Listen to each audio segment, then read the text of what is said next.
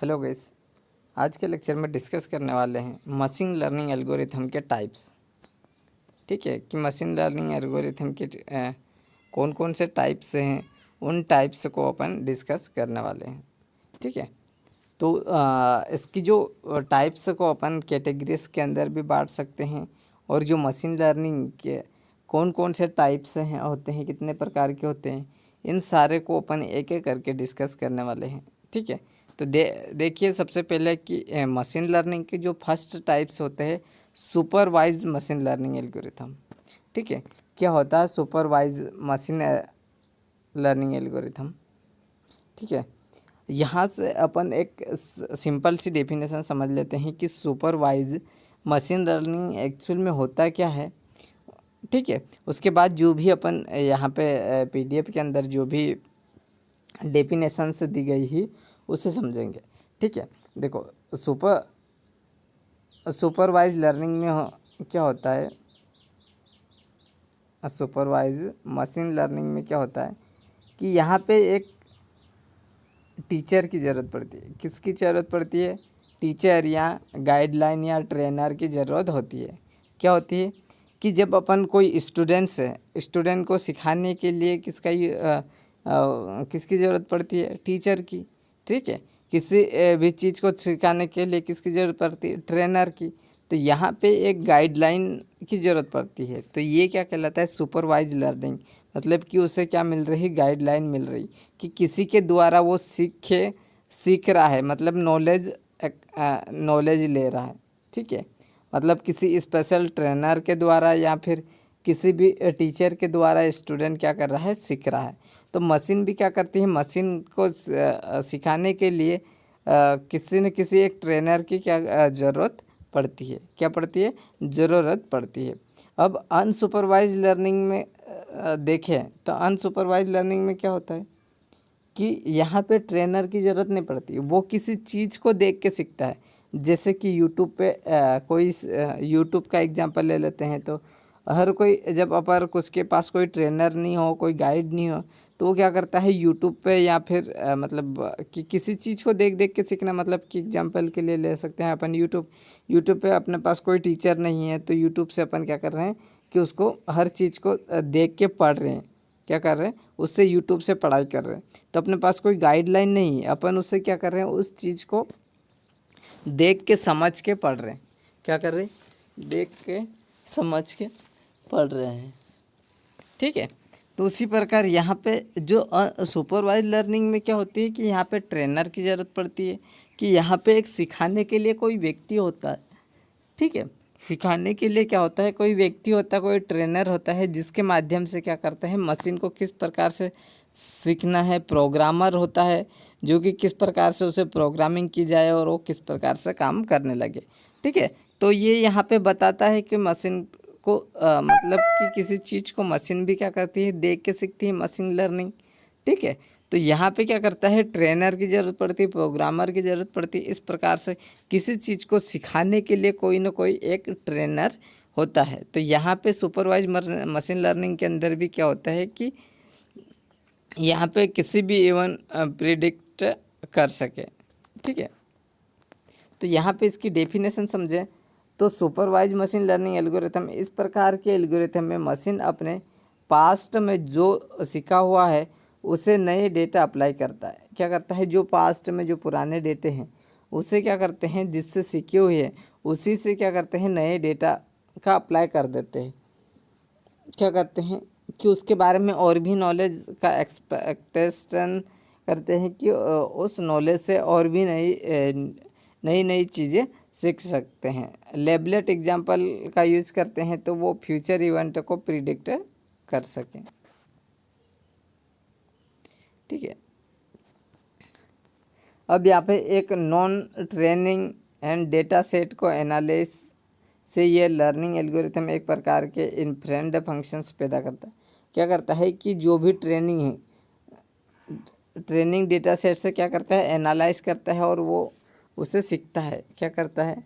जितना भी जानता है उससे ट्रेनिंग करके डेटा सेट को एनालाइज करता है। क्या करता है? डेटा सेट को एनालाइज करता है और उससे सीखता है।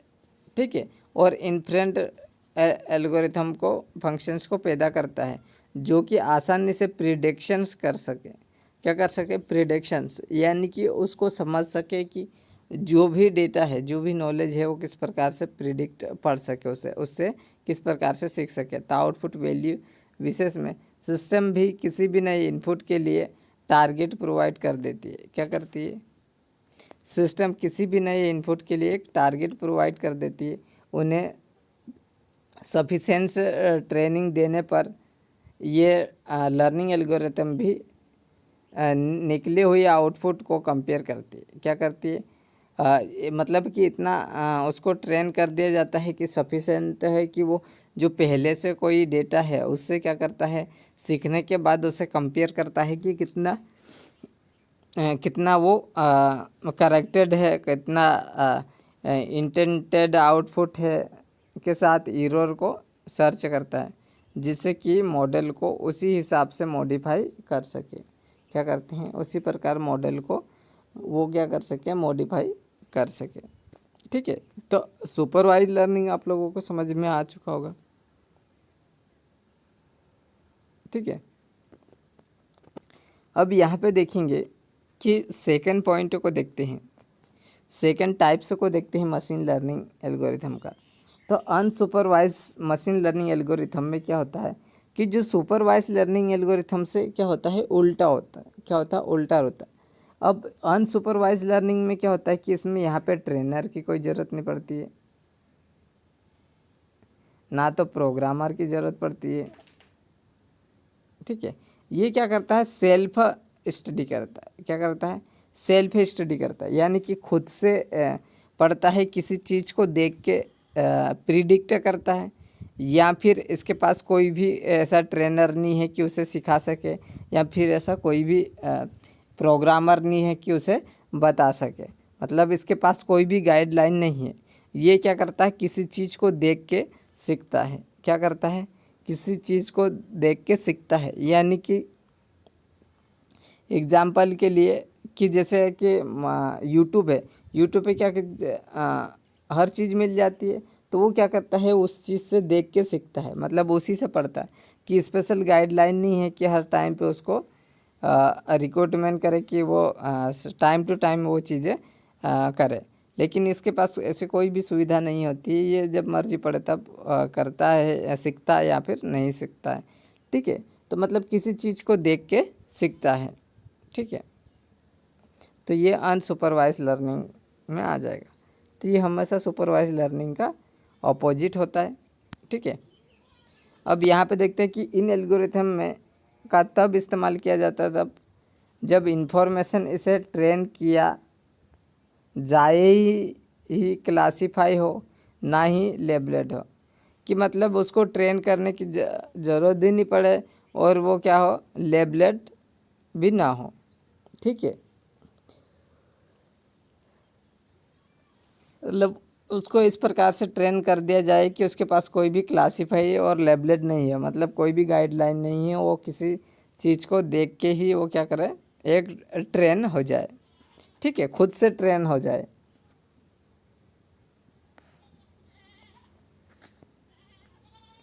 अनसुपरवाइज लर्निंग में स्टडी करती है कि वो कैसे सिस्टम के किसी फंक्शंस को इन्फियर कर सके, जिससे कि वो अनलेबलेड डेटा से किसी भी हाइड इंस्ट्रक्शन को डिस्क्राइब कर सके।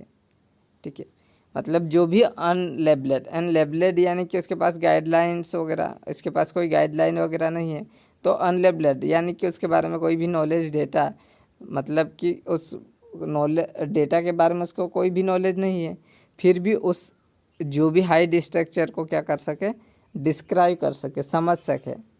ठीक है, ये सिस्टम के किसी राइट आउटपुट को नहीं डिस्क्राइब करती, लेकिन ये डेटा को एक्सप्लोर करती।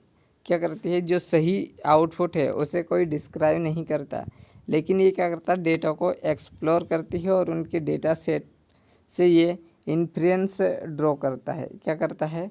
इन्फ्रेंस को ड्रॉ करता है कि जिससे ये हाइड स्ट्रक्चर को डिस्क्राइब कर सके। क्या कर सके? जो भी हाइड यानी कि जो छुपा हुआ चित्र है, जो हाइडन इस स्ट्रक्चर को डिस्क्राइब कर सके, और अनलेबल्ड डेटा की मदद से, किससे, अनलेबल्ड डेटा की मदद से वो क्या कर सके, उस स्ट्रक्चर को, हाइड स्ट्रक्चर को डिस्क्राइब कर सके।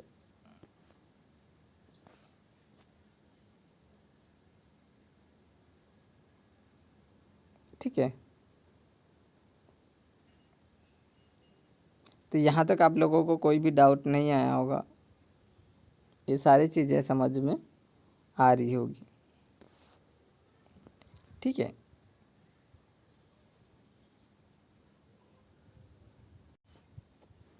नेक्स्ट देखने वाले हैं कि semi supervise machine learning algorithm में क्या होता है। ठीक है, सेमी सुपरवाइज मशीन लर्निंग। अब सेमी सुपरवाइज लर्निंग मतलब होता क्या है, सेमी सुपरवाइज लर्निंग के अंदर दोनों supervised learning and unsupervised learning के बीच में जो भी आता है वो कौन सा, सेमी सुपरवाइज लर्निंग कहलाता है। क्या कहलाता है, जो सुपरवाइज लर्निंग यानी कि उसके पास गाइड एक ट्रेनर भी है, और उसके पास क्या है, अनसुपरवाइज लर्निंग की मतलब कि ट्रेनिंग करने के लिए उसके पास कोई सुविधा भी है। ठीक है, ट्रेनिंग करने के लिए, जैसे कि अपन किसी चीज़ को को देख के सीखते हैं, यानी कि यूट्यूब पे बहुत सारी चीज़ें जहाँ से अपन देख के सीख लेते हैं। ठीक है, या फिर किसी के पास स्पेशल ट्रेनर है, ठीक है, तो वो उससे सीख लेता है। तो इन दोनों का जो बीच में आएगा वो क्या कहलाएगा, वो सेमी सुपरवाइज मशीन लर्निंग कहलाएगी। क्या कहलाएगी, सेमी सुपरवाइज मशीन लर्निंग कहलाएगी। ठीक है, ये दोनों लेबल्ड और अनलेबल्ड डेटा का यूज़ करते हैं। क्या करते हैं, लेबल्ड अनलेबल्ड डेटा का यूज़ करते हैं, और ट्रेनिंग के लिए टाइपिकली जो कि होता है स्मॉल अमाउंट ऑफ लेबलेट डेटा का जो भी छोटा अमाउंटेड होता है, या फिर अनलेबलेट का जो लार्ज अमाउंटेड होता है, वो सिस्टम जो कि मेथड का यूज करता है, क्या करता है, वो सिस्टम जो कि किसका, मेथड का यूज करता है, और बड़ी ही आसानी से उसे कंसिडरेबिलिटी, लर्निंग एक्यूरेटी इम्प्रूव कर सकते हैं। ठीक है, और यूजुअली जो सेमी सुपरवाइज मशीन लर्निंग को तब तक चूज़ किया जाता है जब तक कि एक्वायर्ड लेबल्ड डेटा को ज़रूरत होती है। क्या जब तक कि उसे रिक्वायरमेंट हो कि वो सीखने के लिए तात्पर्य हो तब तक वो क्या करेगा, चूज़ करते रहेगा कि एक्वायर्ड लेबल्ड डेटा की ज़रूरत पड़ती रहेगी, जैसे स्किल्ड एंड रिलीवेंट रिसोर्स की, जिससे कि उन्हें ट्रेन कर सके और उनसे लर्न भी कर सके। क्या कर सके, उससे वो ट्रेन भी हो सके और वो खुद से सीख भी सके। तो अनलेबल्ड डेटा को एक्वायर्ड करने के लिए एडिशनल रिसोर्स की ज़रूरत नहीं पड़ती। ठीक है, एक्वायर करने के लिए एडिशनल रिसोर्स की ज़रूरत नहीं पड़ती। ठीक है, अब फोर्थ देखेंगे कि इन्फोर्समेंट मशीन लर्निंग। अब इन्फोर्समेंट मशीन लर्निंग के अंदर क्या क्या होता है कि यह एक प्रकार का लर्निंग मेथड है। ठीक है, क्योंकि जो मशीन लर्निंग का टाइप्स है, इसलिए ये क्या है, एक लर्निंग मेथड है, सीखने का टाइप्स है, जो कि उसके इन्वायरमेंट के साथ इंटरेक्ट करता है। क्या करता है, उसकी जो भी इन्वायरमेंट, जो भी पर्यावरण के साथ उसे क्या कर दिया जाता है, इंटरेक्ट कर दिया जाता है। जैसे एक्सेल प्रोडक्शन करे और साथ ही उसे एरर और रिवॉर्ड को डिस्कवर भी कर सकता है, एरर और रिवॉर्ड को डिस्कवर भी कर सकता है। ठीक है, trial and error searching and delayed reward. ठीक है, डिलेड रिवॉर्ड, ये सभी मोस्ट रिलीवेंट कैरेक्टरिस्ट है जो कि इन्फोर्समेंट लर्निंग के ये मेथड मशीन और सॉफ्टवेयर एजेंट को एलो करता है। सॉफ्टवेयर एजेंट को क्या करता है, एलो करवाता है। ठीक है,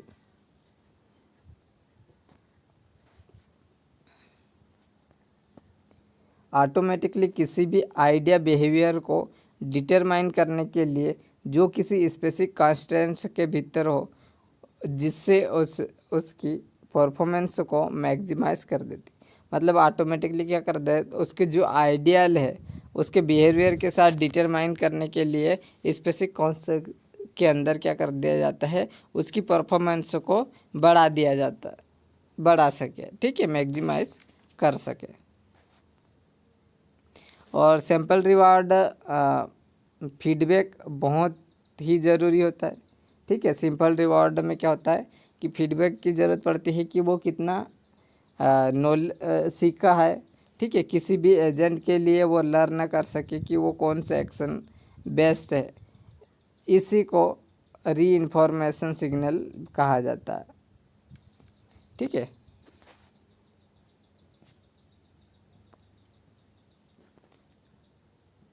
और मशीन लर्निंग में मैसिव क्वांटिटीज़ ऑफ डेटा की क्या क्या क्वांटिटी से एनालाइज किया जाता है। मशीन लर्निंग से मैसिव क्वांटिटीज़ ऑफ डेटा की मैसिव क्वांटिटीज़ को एनालिस किया जाता है, जहाँ की जनरली फास्टर डिलीवरी करता है। क्या करता है, जहाँ की ये फास्टर डिलीवरी करता है और ज़्यादा एक्यूरेट रिजल्ट, जिससे ये पता लगाया जा सकता है। क्या करता है, एक्यूरेट यानी कि शुद्धता से, मतलब कि एक्यूरेट रिजल्ट जिसे पता लगाया जा सकता है कि वो कहाँ पर प्रॉफिटेबल और अपॉर्चुनिटी या फिर डेंजरस रिस्क है। साथ ही उसमें एडिशनल टाइम और रिसोर्सों भी लगा सकता है, ठीक है, जिनसे इसे सभी रूप से प्रॉपर्टीज ट्रेन किया जा सके, ठीक है। क्या कर सके, सभी रूप से जो भी प्रॉपर्टीज है उसे ट्रेन किया जा सके।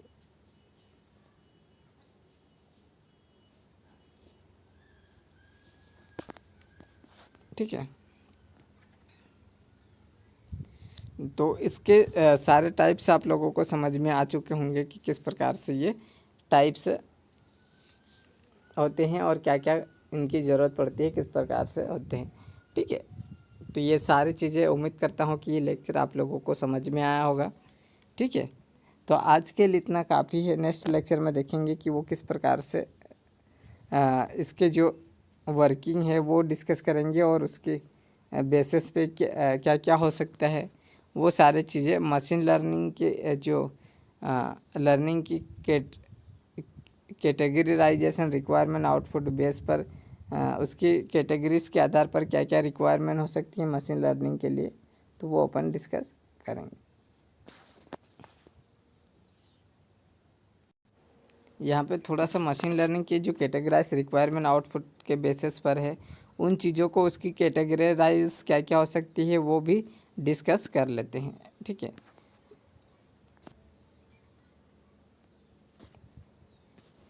तो सबसे पहले पहला जो कैटेगराइजेशंस होते हैं मशीन लर्निंग कैटेगराइजेशन जो होता है वो क्लासिफिकेशंस होते हैं।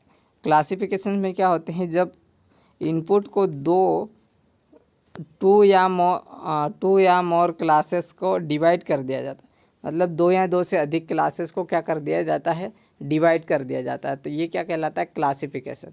तो लर्नर को भी को कोई ऐसा मॉडल को प्रोड्यूस करता है जो कि असाइन करता है कि सीन आउटपुट इनपुट किसी एक या उससे ज़्यादा मल्टीपल लेवल क्लासिफिकेशन क्लास को टाइपिकली टास्केट किया जाए और सुपरवाइज्ड वे में, ठीक है। मतलब कि क्या करता है कि जो इनपुट को दो या दो से अधिक क्लासेस में क्या कर दिया जाता है, डिवाइड कर दिया जाता है, और लर्नर को एक ऐसा मॉडल प्रोड्यूस कर दिया जाता है या फिर असाइन कर दिया जाता है कि वो अनसीन इनपुट, मतलब कि वो इनपुट को बिना देखे किसी भी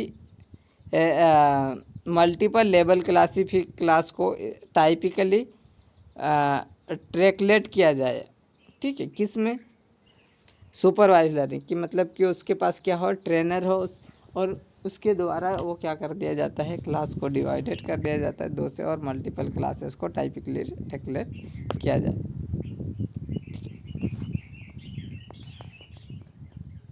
जैसे स्पैम फिल्टरिंग एक प्रकार का उदाहरण जो क्लासिफिकेशंस जहाँ पर इनपुट होते हैं वहाँ ईमेल या कोई दूसरा मैसेज साथ क्लास होते हैं जिसे स्पैम या नॉट स्पैम हो। ठीक है। रिग्रेशंस, अब रिग्रेशंस में क्या होते हैं कि एक प्रकार का सुपरवाइज जब प्रॉब्लम होती है, क्या होती है, सुपरवाइज्ड प्रॉब्लम होता है। यह एक केस जहाँ की आउटपुट कंटिन्यूस होते हैं और उसे डिस्क्रिप्टिव में बदल दिया जाता है। ठीक है, जो भी आउटपुट किस में कंटिन्यूस में होते हैं इस प्रकार से, और उसे किस में बदल दिया जाता है, डिस्क्राइब। ठीक है, इस प्रकार में डिस्क्रिप्टिव में बदल दिया जाता है, तो इसे क्या कहते हैं, रिग्रेशंस कहलाता है। तीसरा होता है क्लस्टरिंग। क्लस्टरिंग क्या करता है, सेट ऑफ इनपुट, क्या होता है, सेट ऑफ इनपुट को ग्रुप में डिवाइड कर दिया जाता है। ठीक है, जो भी इनपुट का सेट होते हैं उसमें ग्रुप में बांट दिया जाता है और इसके क्लासिफिकेशंस को छोड़कर ग्रुप को पहले से जाना है नहीं जा सकता है, जो कि इसे टाइपिकली अनसुपरवाइज टास्क में बदल देती, क्या करता है। ठीक है, अब क्लस्टरिंग में क्या होता है कि जो भी सेम टाइप से इनपुट्स हैं उनका एक ग्रुप बना दिया जाता है, जो अलग जो अनयूजफुल डेटा है उनका अलग डिवाइडेड बना जाता है। तो इस प्रकार की क्लस्टरिंग की जाती है, किसी जो सेम टाइप से डेटा है उसके अलग बना दिया जाता है, सेम टाइप के जो भी डेटा मिलता है तो उनका अलग इनपुट का अलग अलग ग्रुप बना दिया जाता है, और उन्हीं ग्रुप को क्लासिफाई को छोड़कर ग्रुप को पहले से जाना नहीं जा सकता है।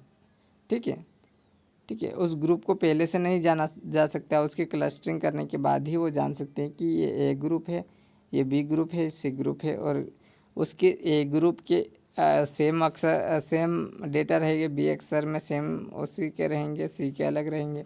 ठीक है, इस प्रकार की क्लस्टरिंग की जाती है। ठीक है, तो उम्मीद करता हूँ कि ये चीज़ें भी आप लोगों को समझ में आ चुका है। नेक्स्ट लेक्चर में अपन देखेंगे कि artificial intelligence and machine learning के बीच में क्या क्या डिफरेंस है, वो नेक्स्ट लेक्चर में अपन देखने वाले हैं। ठीक है, ओके।